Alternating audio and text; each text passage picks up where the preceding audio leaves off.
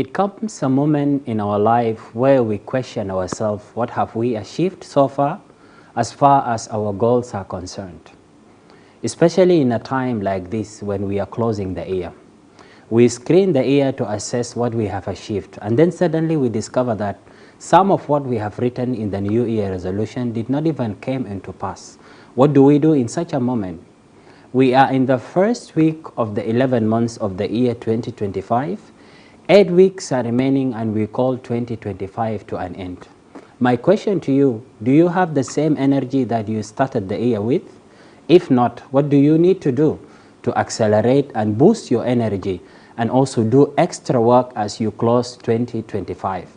Viewers of SSBC, welcome to the Youthful Youth program coming to you live from the SSBC headquarters in Nyakuren. This is the third season of the program themed Gifted Hand. And we are hosting young people who are brilliant in talent, young people who are poets, young people who are doing something with their hand. What is your gift? This is our question to you in the morning. And where are you joining us from this morning? Let's go for a short break and then we introduce our guest in the studio.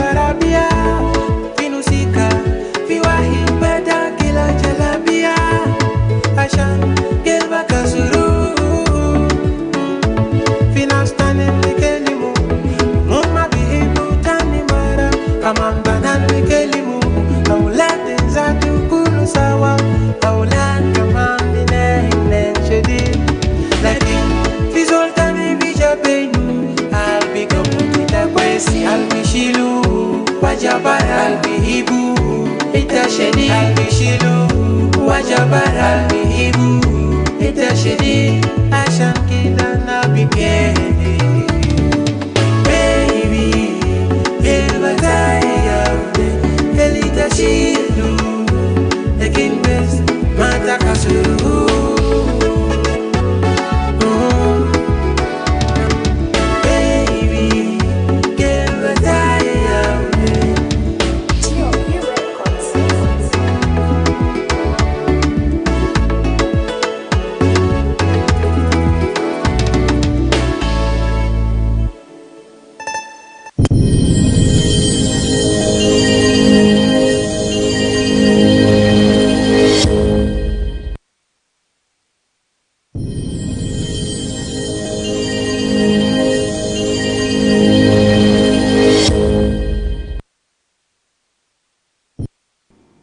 Viewers of SSBC, this is the Youthful Youth program coming to you live from the SSBC headquarters in Nyakuren.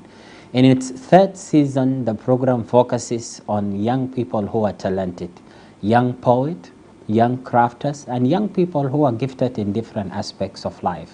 We are delighted today to bring to you a conversation today with a young poet who is an economist and also a youth empowerment expert. Priscilla Ayuen is our guest today in the studio. Priscilla, welcome to SSBC, and in particular, welcome to the Youthful Youth program. Thank you so much. I am glad to be here. How does it feel in the morning today? I think the morning has been beautiful and hectic. It's good I'm in my country. Wonderful. Yeah. So now, you are an economist, but in the same time, you are a poet. These are two different fields. And when you tell someone that I am an economist, but in the same time, I am a poet. How did you manage to mix these two different fields? Yeah, literally, I'm studying accounting and finance. And then I am a poet, a writer in particular. To me, accounting and finance is what I'm studying. Yes. Now, poetry and writing is my passion. Yes. So I feel like this is how they come together. And Wonderful. Also, you cannot do something that you don't love. I think at some point I've also fallen in love with the calculations when it comes to accounting and finance. So I also love the calculations, the figures. So I don't find it difficult to put the two together. Wonderful. Yeah. So now today, or this week in particular, is the first week of the 11th month of 2025. 8 weeks are left and we call this year to an end. Sometimes people just wake up at the end of the year I know, right? and then they get surprised that what they wrote as New Year resolution didn't actually came into pass. So now if we are to assess Priscilla Ayuen, what have you achieved so Gosh, guys, I'm a testimony. far? Excellent. Like not in a good way. I would say a little bit in the other way. I mean, yes, the year started and I wrote down the goals that I want to achieve by the end of the year. But I am in November when I've literally not achieved all that I wanted to achieve. So it feels really defeating. But in one way or the other, I don't want to blame myself because I feel like I did not relax on my goals.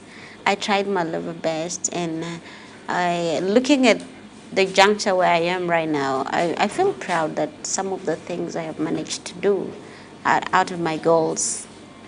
I don't know whether you want me to talk about them. Of course, yes. Okay. It will inspire someone. At least share two of them, two goals. Yeah, so literally so this year the first thing I wrote down is to have my podcast. Excellent. Which I made it. Not with a lot of, I did not have a lot of episodes. We are still navigating. Right now it's on sleep, but we're still going to come back. The uplifting fragment classes. This was one thing that I literally want to work, and it worked at last. And I was so excited when it worked at last. And then I also promised myself to teach some other people in my arena of poetry. So I used to help in some schools, some secondary school. I teach literature and English, funny enough. Excellent. Yeah, so I trained those kids and they went for MDD competition, music, dance and drama, and they won, taking 3 trophies out of 5. and I was so excited. So I feel like these are most of the 2 goals that I've achieved out of all the goals that I've written down for myself this year. And also working on my mental peace is one thing that I've tried to work on so much. Yes, because all this jumping from one place to another, it's crazy. Excellent. Yeah. To me, as a term, previously I used to write a lot of goals in relationship, in education, in career. I see. But as I grow in life, I came to realize that even if you can write 3 goals and then you achieve them, then it's an achievement. It's an Instead achievement. of writing 5 goals in each area of your life. I know. By the end of the year, you feel exhausted. And then you feel guilty that you did not achieve a lot of some of the goals that you have written. But actually, it's a waking call to people. So now, as I told you, that 8 weeks remaining, and then we call 2025 to an end. And I want you to speak to the viewers of SSBC, in particular the viewers of the Youthful Youth Program. How can they accelerate their energy to ensure that 2025 was a successful year to them? You've talked about that you managed to achieve one of the goals by producing the episode of your podcast. Could you share with them an energy or something to boost them as they conclude the year? Okay, one thing is always do the things you love so much, because even when the energy is not there, the passion will push you. Exactly. And you will always make it. That is one thing. And as the year is ending, I always want to tell people, concentrate on your mental peace. It's very important. If you feel so exhausted, I'm just learning one from you right now. Instead of writing a lot of goals and then you exhaust yourself, why don't you just write those few and then accomplish them? So at this juncture, when you feel so exhausted, the most thing you can do is just take some time to rest. The year is starting. Only finish what is nagging. What needs to be finished, else what you finish. But something afresh, please, as long as it's not important right now, let it be aside. When the year starts with good energy, you've rested enough, you have energy, and you have all you need to push you. Excellent. Why don't you read for us a poetry, and then we come to the world of poetry? Okay, read for you a poetry. Youthful Youth. So there's this piece. It's about the youth. Probably you will understand what I mean, the details. Yes. So you will allow me to read it for now. I'll just read through my phone. All right. So when we talk of tomorrow, the question is, when is tomorrow? They call us the leaders of tomorrow. The question is, why is tomorrow refusing to reach? Or was this just another game for the clock to keep ticking? Was tomorrow another illusion that we shall keep dreaming of? Isn't it ironic enough to be promised tomorrow while you can be given today? Yes, today was the tomorrow of the long gone days, saying tomorrow is ages to come. And even when ages come, we are told tomorrow is maybe just another hallucination. We live our lives waiting for tomorrow and the future, not knowing the future and tomorrow is actually now. To be a youth or to be a leader, that's the question. To deny yourself the chances or to be denied these chances. The question is, who puts a line in the middle? Who said I have to be 40 to lead, or I can't lead at 20? Them, you or I? When you go around the world, you find ministers, CEOs, directors, managers, and others at the age of 20. Yet here we are still words. We're still finding words to define ourselves. Let's be honest. We pull tomorrow out of our hands, pointing fingers and putting blames. It is you on occasions who refuse to voice your thoughts because you are shy, because you might not listen to me. Who said they have to listen to you before you speak? Still, I won't deny the fact that we are maybe seen as competitors. I can't deny the fact that we're given promises every day that are never fulfilled. You could move under this hot sun every day, visiting offices to go home in vain. But we can't use this as an excuse of refusing to attend meaningful conversations just because there will be no transport refund. We can't use it as an excuse for fueling fights on social media, fights that can't benefit us even 1%. We can keep sleeping because we are denied spaces. I believe one should be a slave of a cause to win it. Let's be slaves of this country to be better leaders. let's raise to lead for a better South Sudan. That's all I have. Thank you.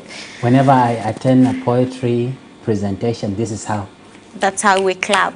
you clap for them. Yes, this is our way of clapping. I went We to don't one do of this. the occasions, Yes. and I started to do like this when someone spoke. It wasn't a poetry, it was a speech.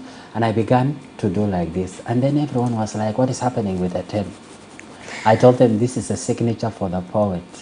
This is how they clap, and this is how they appreciate themselves. Yes. Now, talking about poetry, it's a talent and it's a passion to you.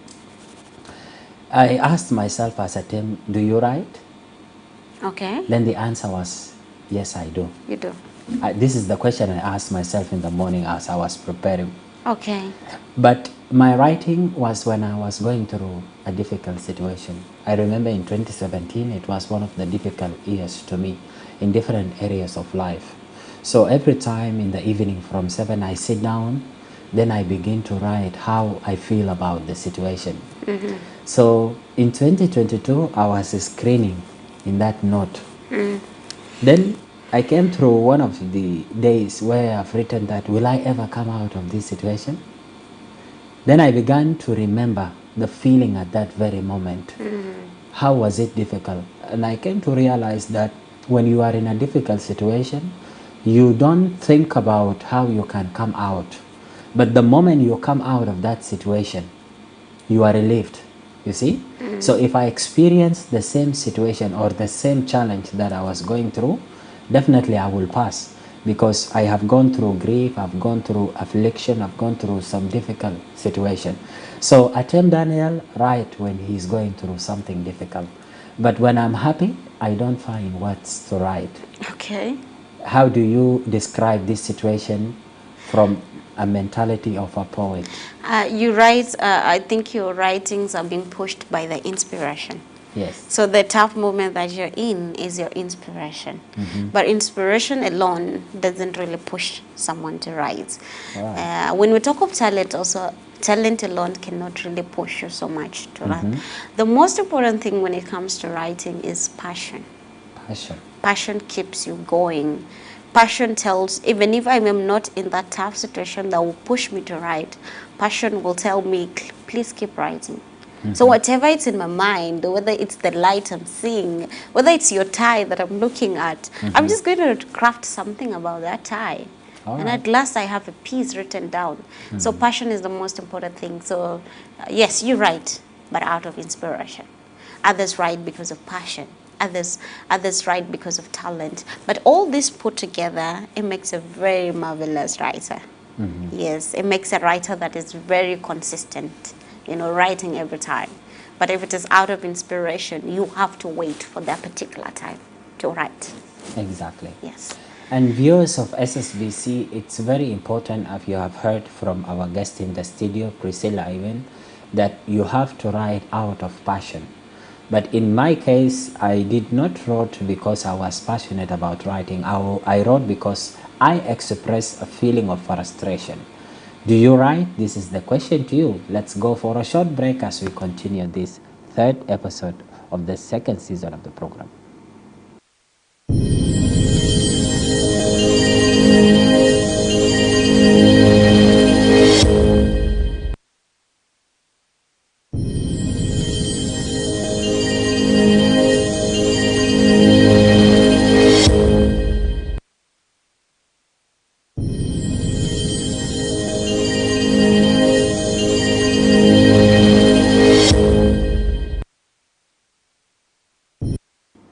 Thank you for choosing SSBC to be your channel this morning. This is the Youthful Youth program coming to you live from the SSBC. And in this third season of the program, themed Gifted Hand, we are looking at young people who are talented. And with us in the studio today, a young poet, a female writer, who is also an economist. We are discussing poetry, leadership, and youth engagement. We would love to bring to your attention that this program is streamed live on Facebook, SSBC TV, and on YouTube, SSBC Official. Priscilla Yuen, welcome to SSBC. Thank you. Now in talking about the challenges that you face when you write, I've shared a challenge that I wrote because I was under a pressure. by a difficult situation. If we are giving you an opportunity to speak on behalf of the writers and the poet in the country, what are the major challenges that you guys face? So, of course, what you were talking about is number one big problem, which brings in what is called the writer's block. At this point, you have nothing to write. Like, Yes. you have nothing coming to your head that you can write down. And it's because your niche or your inspiration comes from something. And at the time you don't have that inspiration, you find it difficult to write. This is one problem, but it's personal. Yes. The writers know how to fight it inside them. Yes, mostly you find your niche, find your inspirations, if they're the only things that pushes you to write. That is one challenge. Another big challenge the writers have in the country, I am not saying writers write whatever you want, write whatever is in your mind, but also people go through the fear, you know, of writing something that might be challenging outside there. Yeah, you know, everything is questioned these days. Even what you write, people question it. So writers, you may have an idea of something you want to write down, but you are afraid of who is going to question it. So in most cases, writers tend to pull away. They tend to pull away. And also the support in the country when it comes to the writing arena. I feel like writing in this country is, I can't say it's a baby. It is there. But, you know, the people that are pushing it right now to be known are just coming up. So literally, writing is even better. Let me put it aside. But when it comes to poetry, it's another story. That's true. It's another story. In this country, it is not valued as much as it's valued in other countries. Yeah. So this is another challenge that we go through. You find that in arenas, as a poet, I go and then people tell me, come and entertain us. So the first thing that comes to their mind is poetry is all about entertainment. Literally, yes, it's about entertainment, but there's more about poetry. There is education, there's advocacy, there's activism inside. There is a lot inside. Just like my book, Feeding Lives, if you read that book, it's not literally entertainment.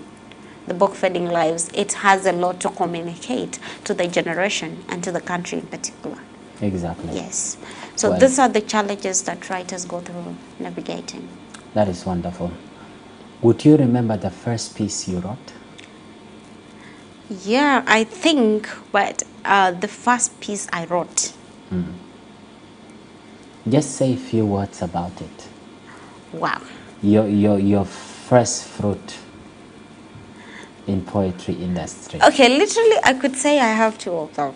Okay. Why I'm saying I have two of them? So there's this piece I just wrote. Like, it was my first time I'm putting the pen down. I can't remember it at all. I can't remember it, but I remember it was just, it was my teacher saying, write a poem of what you want to become in future. So yeah, I know I wanted to become things in future, but I don't remember the words I put down. Wonderful. And the second piece that became the piece that is living in me so much right now is the piece that is the Nyakutoch that we talk about. It has the title Nyakutoch. That was the other piece that I wrote, and not only wrote, I went ahead and produced it. So we have an audio of Nyakutoch on YouTube, and that became the piece that literally live inside me. It has a lot to communicate to me more than it communicates to others. Yes. Let's our viewers hear Nyakutoch piece poetry. Okay, so Nyakutoch, okay. Yeah. You're going to give me 2 minutes for that. I will. Okay. So viewers, this is Nyakutoch, and listen to my piece. It is sarcastic how girls at 17 who should have been singing Baba Black Sheep or Father Abraham are singing songs like he has played me. He has played me, trashed my heart, took my virginity, and so forth and so on. And you wonder where kids learn songs. This poem was inspired by either mental illness or wellness. I'm yet to discover. I don't know whether I have her to blame or the society to blame. You see, this girl at the age of 2, she sits comfortably on mother's laps. I count on you, sweetheart, says the mother, for the dinka saying Nyakutoch, even when she's 5, she carries all hope upon her. At the age of 13, she starts home rehearsals of the traditional dances. At 15, she wears a chotentung. She becomes the wrestler's favorite, the one who swings and sways her body. Behind him, she glitters to men, and they think her garden's a virgin right. From the arena to home, men flocking behind her, the path grows smaller and sweeter and smaller until she realizes, I'm a peacock and she flirts. I'm a nightingale with this voice that seduces men. She enjoys the laughters of the mourns, thinking this is what Nyakutoch means. But she isn't wrong, because she knows not. Only if she has ever attended a class, at least someone would have let her know that beauty without brain makes one suffer. But definitely she turns out an old. Journey with romance, she's no longer wanted. At the age of 17, with the songs she sings, she dies because the society has turned its back on her. The same society that used to tell her ita binyore because she has failed to undress under a strange man's roof. In her dark days, she wishes she was a poet. Her heart bleeds darkly, her eyes sing nightmares, her ears deaf of gunshots of blimps. She dies before her time. She wishes she exists in the clouds, and I wish I wasn't her so I can feel alive. That's my piece. Wow, this is Nyakutoch. This is Nyakutoch. Excellent. When you were performing this, I shifted my mind into women in the space of poetry. Yeah. Yeah. And there is this stereotypes. People believe that women are the one who write poetry simply because of the affliction that they go through. The only thing that they have is to sit down and then write down the challenges, what they face out of the society. How do you challenge that stereotype? Do women only write because of the challenges that they go through, or men also write? Men also write. That's the first thing. But I don't think people write mostly because of the challenges that go through. Of course, that is one aspect that pushes some people to write, but that is not entirely why people write. And the same thing, somebody, when I was somewhere, I think in Uganda, and someone was telling me, I think poetry is mostly for females. And I'm like, you've not seen the poets in my country that are male females. I mean that are male poets. Like literally when they're on stage, you don't want to hear anything else. You just want to listen to them. So I do not buy that perspective that poetry is for women. And I think most women do poetry because number one, they love it. Number two, it raises their voices. It helps them to advocate. You know, these days you choose where you want to advocate, whether you want to advocate in writing, you want to advocate on SSBC, you want to be a journalist, you want to advocate in poetry, you choose where you want to advocate, something that keeps you pushing. So if my advocacy, in case, let's say I want my advocacy to be in music, but I'm not good at music, I will not succeed. You get it? Right. So I have to choose where I'm good at so that my advocacy lies where I am good at. People always link poetry with self-expression. Self-expression. In a society like South Sudan, if you are going through a challenge as a male man, you are not allowed to freely express. And that's why majority of people that I met at personal level will avoid writing pieces of poetry simply because they don't want the society to view them that they speak about the challenges that they have in life. They speak about moments of weakness. But actually, when you write a piece of poetry, it speaks not only to you, but it speaks to the society, to the world, to the environment. It speaks also to the challenges that your society lives in.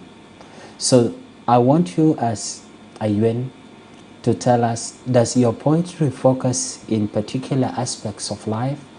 Or is it directed to individual? Is it directed to a specific category of people, let's say youth, women, people with disabilities? Or how do you channel your inspiration when you are creating a piece of poetry? Are you moved by a certain situation? Yeah, I think my poetry is diverse. I write about anything. Sometimes I write about fun. So I can see a very nice flower blooming, and then I just want to write about the beauty of that flower. So that to me is just fun. Sometimes I write about the inspirations that probably come from happiness, from sadness, from depression, from anxiety, from communicating to my soul. I write. Sometimes I need to pour what is inside me out. Let's say I'm in pain, just like you was writing when you were in that situation. So Yes. when I'm in pain and I don't want to talk to anyone, so poetry become the last person I can talk to. Excellent. And so I pour all that is inside me into a paper, and at last it becomes my therapy. I'm relieved. I've poured it out, so I'm relieved. So my poetry is diverse. I write on all the aspects, and sometimes I write about youth, about women, about government, politics. It's anything that I need to talk about. If I feel like I need to address something in particular, I just write about it. It's diverse. That is very brilliant. And to all viewers of SSBC, you have heard from our guest in the studio, Priscilla Iwen. Her writing is diverse. I want us to go for a short break, and after we come, we talk about the book she wrote, Fading Lives. Let's go for a short break as we continue in the program.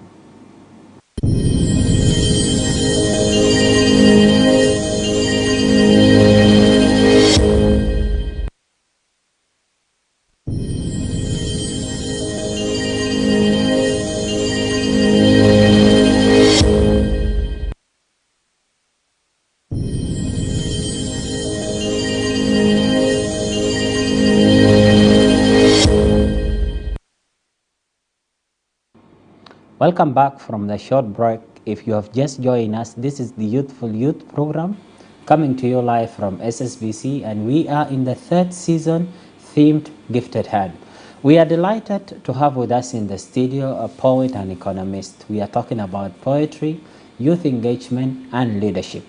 Our guest in the studio, Priscilla Iwen, wrote a book titled Fading Lives. What was it about? You know, when I got the piece of the book, I was like, how can a life be fade away? So let's begin with the topic itself. What is the inspiration behind it? Now, the inspiration behind it, I can't lie, is the situation in my country. I'm one person that is, I love the country so much, and Yes. I grew up in other countries, and I just feel like, no, it's enough. I need to be home. I want to be home. So I love the country, and then coming to my country, and of course there's ups and downs, and this is one thing that really inspired that book. So it's the situation in the country, and I just felt like I need to be home. Why can't I be home? If my life is fading at home, then I have to work on it so that it doesn't fade, because I need to be here. So specifically, what are you addressing in Fading Lives?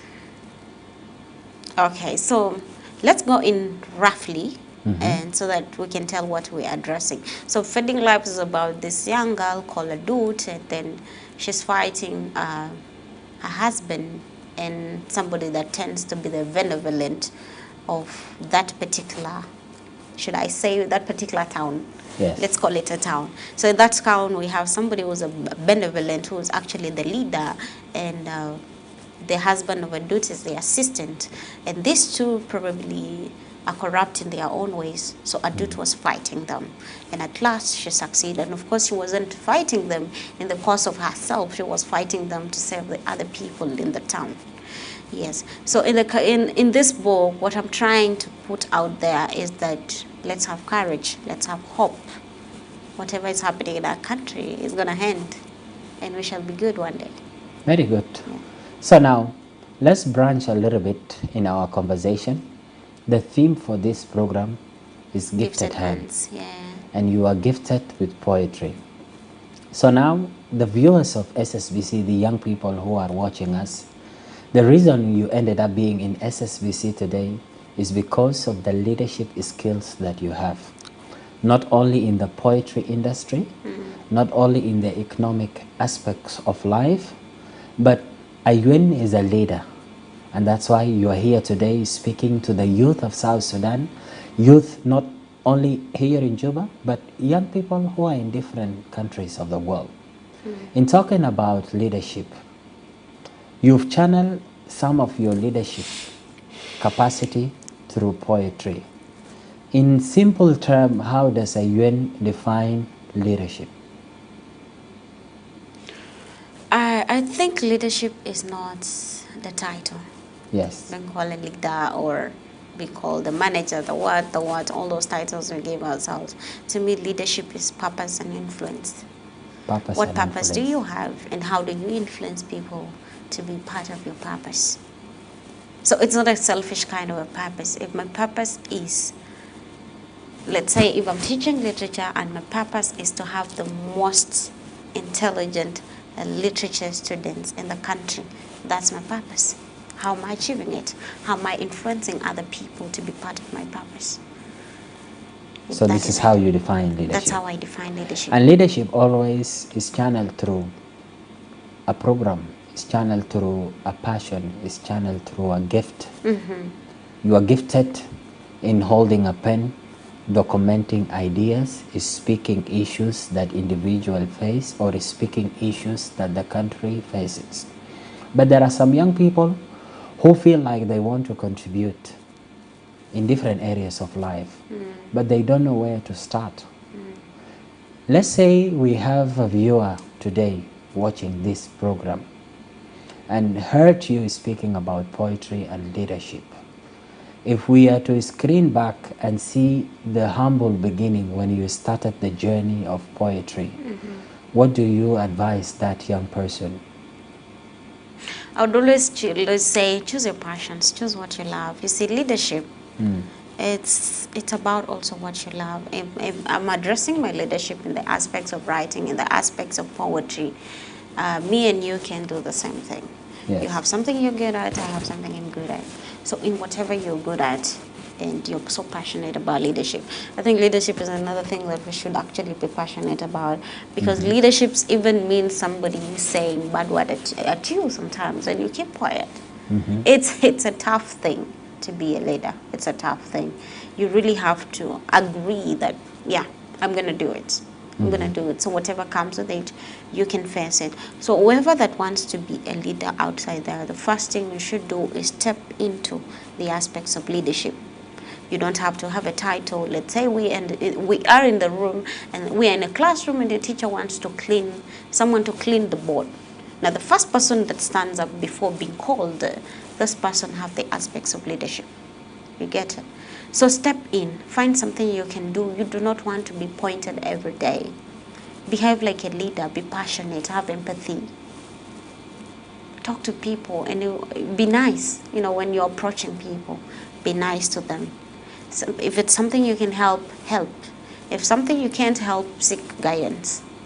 This is leadership. Be humble. Don't have yourself full in your head like I'm better than anyone in the world. No, you're not.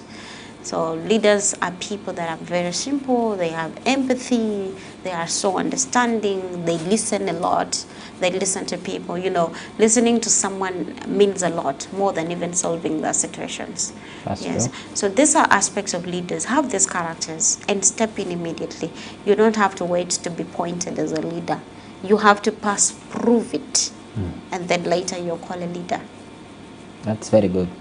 Recently, we have seen young people, especially young poets, coming together, organizing some poetry clubs. The Suit Poetry Club that I've recently came across on social media. Yes.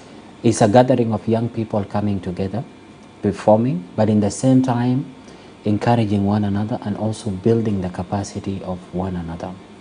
How do you see this group in shaping mindset of young people toward issues that we face in the country, and why is it important for such kind of poetry bodies to come together, especially at university levels? So these poetry spaces that we have, they're very important in a way that, number one, they are going to show the world how valuable poetry is. Number two, they're helping us, the poet, train ourselves. Nobody's perfect, and we're starting in humble backgrounds. And I can tell you, even offering literature in high school cannot make you a perfect poet. Yeah. Yes, the people that have done literature, but they're not poets right now. The people in their own aspects of life, me who's doing accounting and finance, and I'm here doing poetry. So we help ourselves, we train ourselves.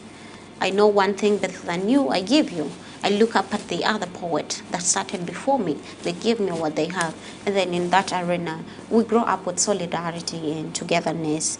And then it also brings peace in a way that we have peaceful tournaments. When you're talking about pseudo poetry, they had a competition recently, Yes. which was very successful and very peaceful. And I've also seen other organizations that want to have the poetry competitions. So it brings peace, it brings solidarity, it brings togetherness. And then also it increases awareness and activism in this country and advocacy. When I'm writing a poem about the importance of empowering the youth, and then I perform it, somebody takes a video of it, shares it on TikTok, it trends. You get a point. And then, of course, somebody who listens to this piece will understand why it is important for youth to be empowered. Because poetry has its own way of really communicating things to people. It really have the way it seduces people's ears for you to understand that what I'm telling you right now is very important. So it backs the advocacy and the awareness and activism we have in the country. It backs it up by adding its own. So I feel like it's very important. And I think poets like me and other people are very happy that such things are coming up in the country, because we do not have to be traveling outside the country every day to be given poetry spaces. Why can't we just create them at home? Why can't we build the generation that is coming after us who probably wants to be poets and nobody was going to mentor them? This is why these spaces are very important, because as they come up, we shall be there to mentor them. Wonderful. What piece do you have for our viewers? Ooh, viewers. What piece do your viewers need, if I may ask you? We can't reach out to them unless they write it on the No, comment I section. definitely understand, but they have been your viewers for time. Probably Exactly. you love what they love. You These are probably young know people, what they definitely. You know what young people need. They need something that is energetic, something that is exciting, something that boosts their energy up. love. Okay. Yeah. Something for a youthful youth, the theme of the program. Oh, so pieces are just here and then you find it. Something for young South Sudanese. So let's have this piece, My Anticipations. I'm going to read it as well. You allow me to do that. The stage is yours. All right, so it was when we thought we were smashed into smithereens in the hands of the Reds that we started shouting separation. You were right, yes, but who could ever tell it was deep in your veins and arteries? Now your voice still echoes separation, not no, we are just conjoined twins. Let me tell you about this country. It was a country that bleeds honey and milk, a country that modeled men out of rocks. There's this day a flag was swaying in the atmosphere. We kissed the clouds and blessed heaven. But who knows we were beautiful as the ugly faces was in waiting. Look how about we skin ourselves and throw them to the depth of an ocean. Will anyone differentiate pony from wani? How about we chop off these tongues and burn them to ashes, so we remain with these teeth that smile? How about we shelter the shelterless? Won't we be as beautiful as the anthem? I need a country where I fly on black rolls, sleep in kitchen, cook in bedroom, play under the moon, have an evening walk at the dead of the night, where we drink for leisure and not pleasure, because the environment already tells how sweet the ambience is. A country where hospitals are built for saving lives, where education is the meal, where the governments and civilians are one. A country where seekers, where misal care are the order of the day and not abusers, where the rats dine with the mouse. A country where penny sponsors family dinner, where safety is guaranteed deal, where bloodshed is a rare case, where kids are on heads of families. A country where betrayal is not the order of the day, where we sweat in peace. Listening to its tune, we vow to protect our nation. You swallow your head, because literally we didn't vow to do that. So can we please vow to protect our country? How about we cut this close of the fingers? How about we mend the lyrics so we sing songs of freedom? So justice, liberty, and prosperity reigns. Excellent. I was just running through my notes and I felt like this piece can make it for tonight. It resonates actually to the program and also to the viewers of SSBC. Okay. So as we rise up, as we wind up the program, we have a habit in our program that we ask our guests a word of motivation. A word of motivation. I, Tim Daniel, I define myself with the word abundance. Abundant. Yes, abundance. And the reason I've specifically chosen this word is because a term is a representation of abundance.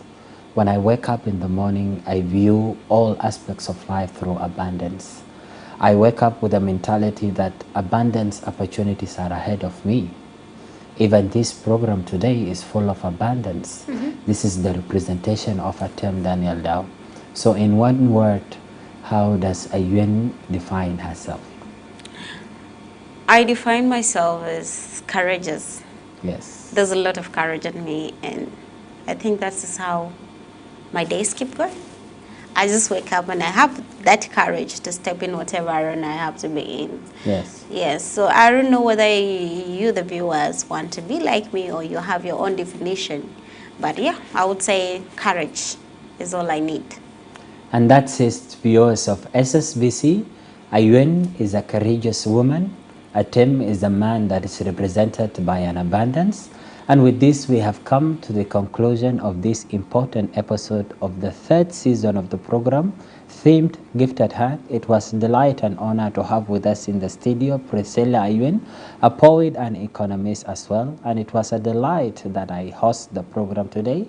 Till we meet in the second episode, see you.